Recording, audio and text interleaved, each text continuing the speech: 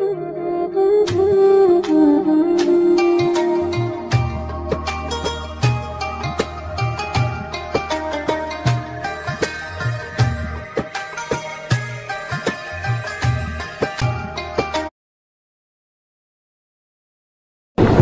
hukumnya memberi hutang kepada orang minjam tapi berkali-kali nggak pernah bayar?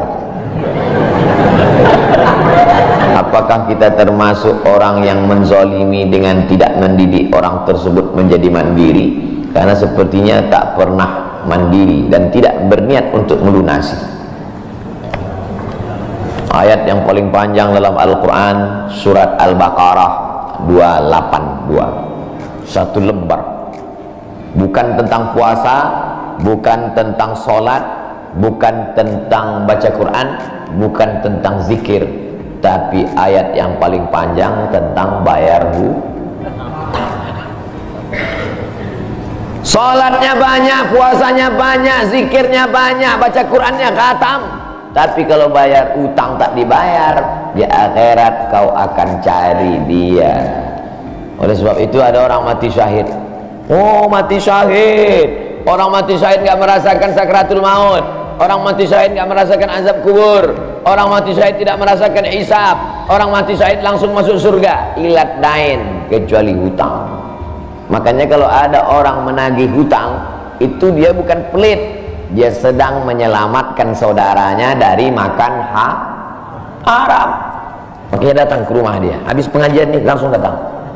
Assalamualaikum, waalaikumsalam. Kau mau menagih ya? Aku bukan mau menagih, tapi menyelamatkanmu, anak cucumu, istrimu, tetanggamu dari makan haram.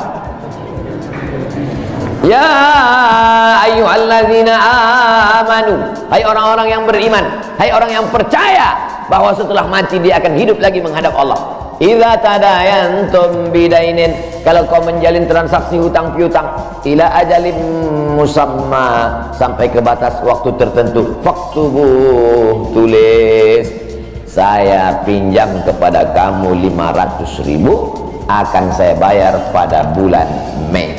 Tahunnya jelas.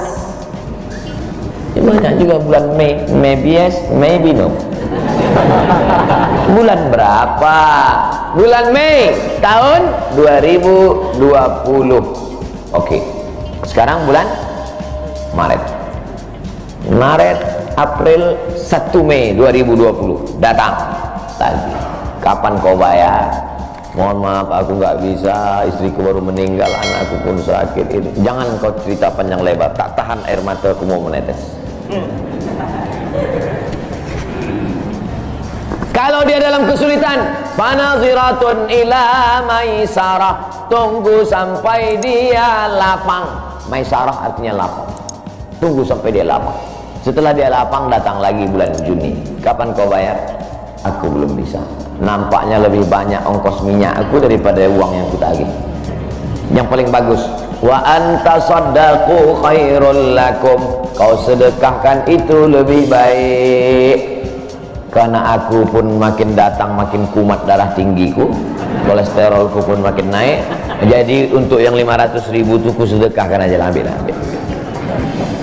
Tapi yang menghafal ayat ini yang ngasih pinjaman, bukan yang minjam. Sekarang banyak salah hafal, yang minjam pula yang hafal. Begitu kita tagih, kapan kau bayar?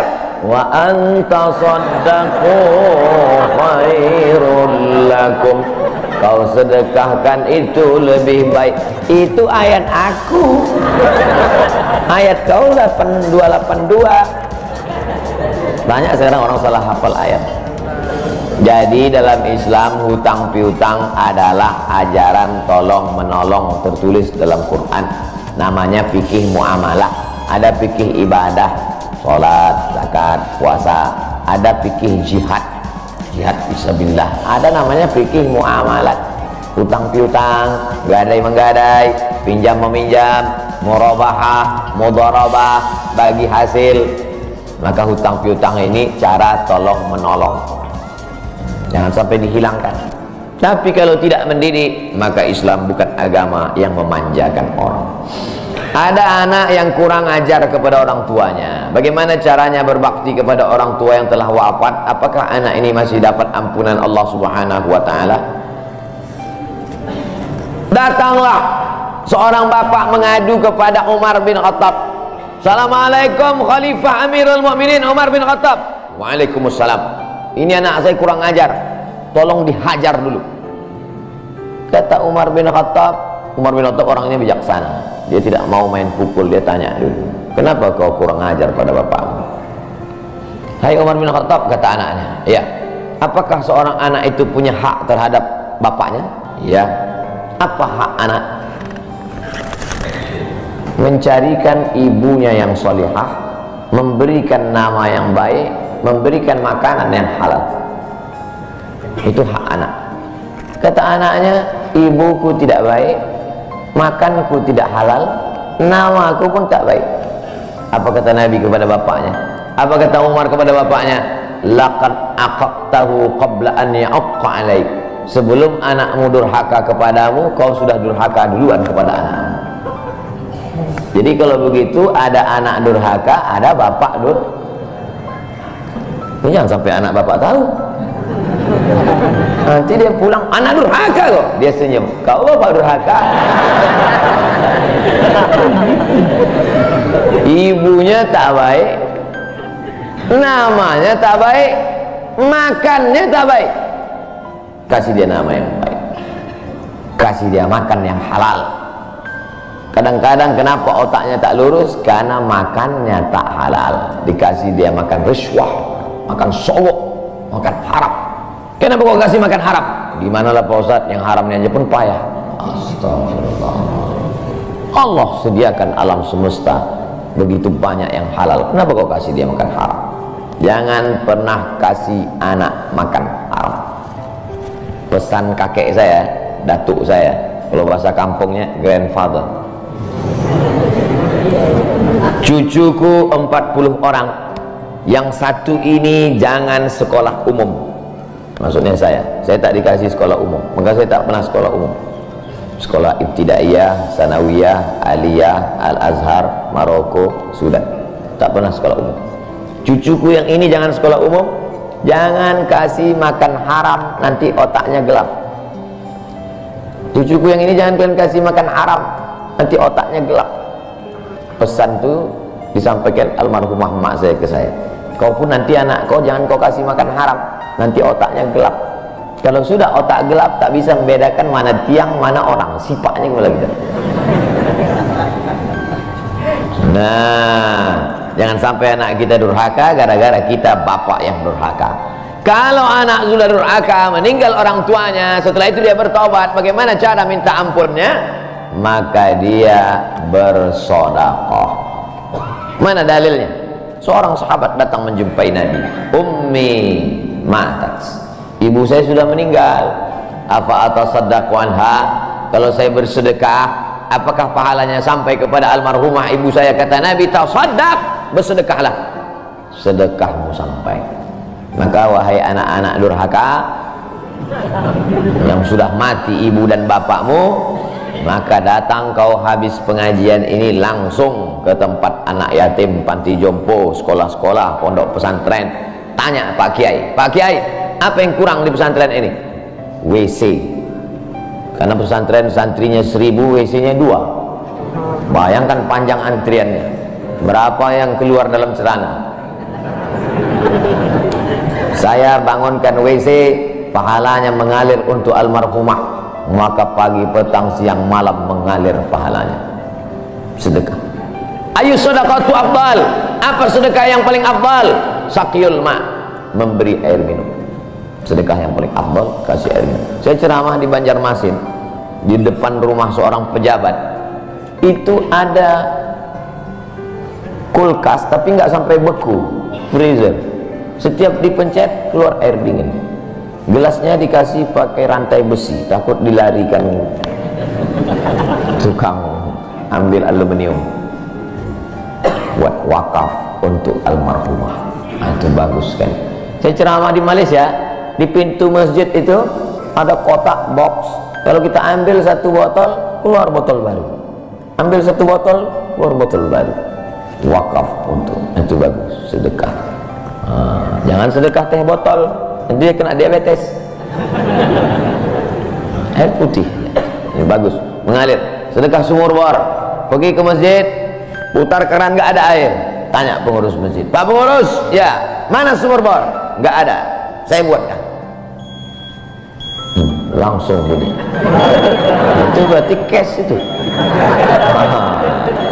Begitu cara berbakti pada orang tua dengan sodakoh. Tapi Pak Ustadz, saya jangankan sodakoh, makan saya pun Senin Kamis Pak Ustadz doa, Allahumma fir lahu warhamhu wa'afihi wa'fu anhu. Bangun tengah malam, Rabbi firli wali walidayya warhamhuma kama rabbayani shaghira. Apa itu bid'ah? Bid'ah membuat sesuatu yang tidak dibuat oleh Nabi Muhammad SAW. Tidak ada dalilnya dari 3 aspek: qauli, fi'li, takriri. Perbuatan yang tidak ada dalilnya bid'ah. Jangan dikatakan perbuatan yang tidak dibuat Nabi bid'ah. Perbuatan yang tak ada dalilnya bid'ah. Karena kalau dikatakan yang tidak dibuat Nabi bid'ah, Nabi tidak pernah pakai peci. Tunjukkan saya mana hadis Nabi pakai peci. Berarti peci ini bid'ah. Nabi mimbarnya tangganya dari depan, ini masjid tangganya dari belakang. Berarti mimbar ini bid'ah. Mimbar Nabi tangganya dari depan, 3 lantai, 1, 2, 3. Jadi yang dimaksud dengan bid'ah perbuatan yang tidak ada dalilnya. Misalnya jam 12 siang ada bapak-bapak di panas terik tegak menghadap matahari. Pak, bapak ngapain? Aku mengagungkan Allah di bulan Rajab. Bid'ah itu, karena tidak ada dalilnya sama sekali. Tapi selama ada dalilnya, tidak boleh kita katakan orang itu melakukan perbuatan bid'ah. Malam Jumat baca Yasin, kumpul 10 orang baca Yasin. Yasin wal Qur'anil Hakim, innaka laminal mursalin. Bid'ah. Loh, coba lihat dalilnya. Yang dibacanya itu Quran apa Quran? Quran. Baca Quran apa pahala? Yasin itu Quran atau enggak Quran? Quran. Man qara'a Yasin fi lailatin, siapa yang baca Yasin suatu malam, asbaha maghfuran, subuhnya sudah diampuni dosanya. Mestinya baca Quran itu semua, tapi karena dia nggak sanggup semua, dia pilih hati Quran. Hati Quran itu Yasin. Sentuhlah dia tepat di hatinya, dia akan jadi milikmu untuk selamanya. Makanya orang sebelum ngapal Quran semua, yang dihafal hatinya dulu. Itu sebelum ngapal Quran, yang dihafal hatinya dulu. Apa hati Quran? Ya Yasin. Tapi jangan hatinya aja seumur hidup, yang lain juga. Nah, jadi jangan salahkan orang baca Yasin. Baca Yasin bid'ah. Loh, Yasin kan Quran. Baca Yasin malam Jumat nggak masalah. Seumur hidup baca Yasin masalah. Karena banyak surat yang lain.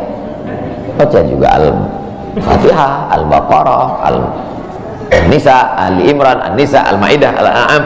Nah, jadi mudah. Perbuatan tidak ada dalilnya bid'ah. Selama ada dalilnya tidak bid'ah.